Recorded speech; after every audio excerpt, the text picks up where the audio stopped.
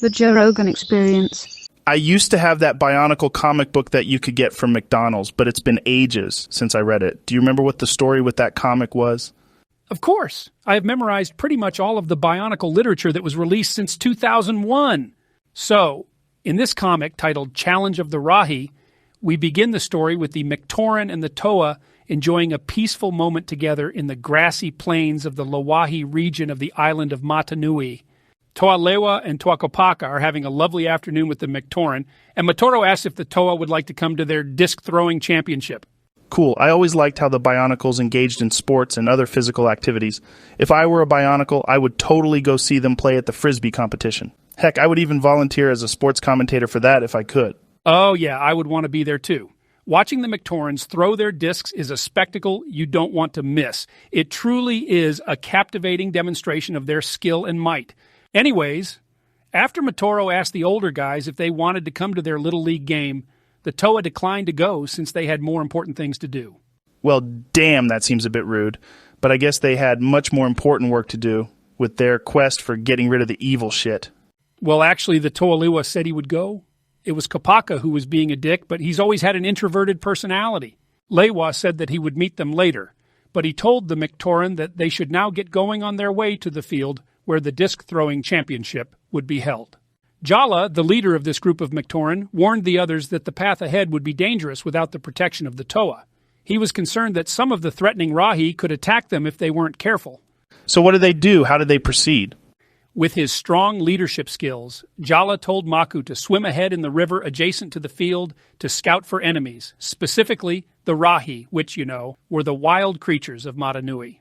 He also told Huki to take the rear and to keep a lookout for any trouble that could approach from behind. Huki complained about the duty he was assigned. He just wanted to spend some more time practicing his disc-throwing technique, as he lacked confidence in his follow-through.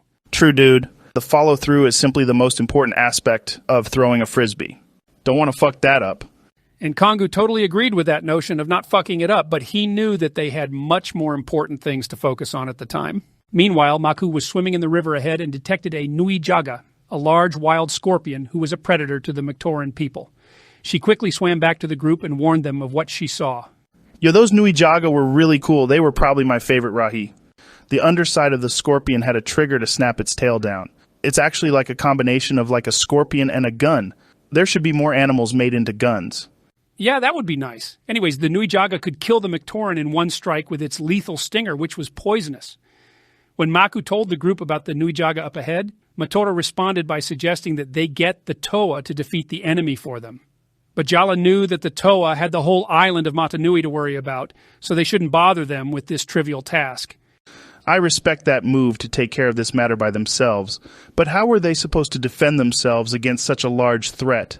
It was the cunning Kongu who devised a plan to trap the Nui Jaga. He went into the forest nearby to gather vines, which they then weaved into a giant net. They suspended the net high into the trees with the intention of making it fall on top of the Nui Jaga when it got within reach of the group.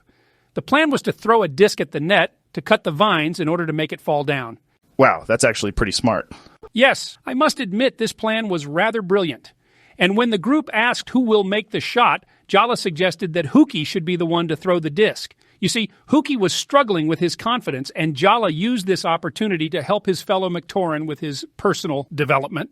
So when the Nui Jaga was approaching, Huki knew this was his opportunity to prove himself, so he threw that disc of his and hit the net, which then captured the bionic scorpion. Yes, oh my god, that was awesome. I'm so hyped right now. But the story didn't end there, Joe. When the Nui Jaga was in the net, the Mictoran knew that the scorpion was getting agitated and that it could soon break free. He was totally pissed. He was suffering from mental health issues, and if he escaped the net, he would get his vengeance on the Mictoran for imprisoning him. So what did the Mictorans do next? The team of 6 Mictoran concentrated all their inner power and combined into a larger being. Word, another combination model. Let me guess, was it called Mictoran Kaida? That's close, but not quite. This one was actually called Mictoran Nui. Once they had combined, this new, powerful being picked up the scorpion in the net and slinged that shit into the sky, and then he was completely out of the picture. The Mictoran won that day in the battle, but also in life. Together, they learned the importance of teamwork and understanding how they can accomplish anything when they each work their part in a complex plan. Wow, Jordan, that was a great story. Could you read more of the Bionicle comic books to me? Of course, but it will have to be another time. Yay. Oh my God, these stories make me so happy. I haven't been so hooked on such compelling content in such a long time. Yo, same here, dude. Bionicle for life.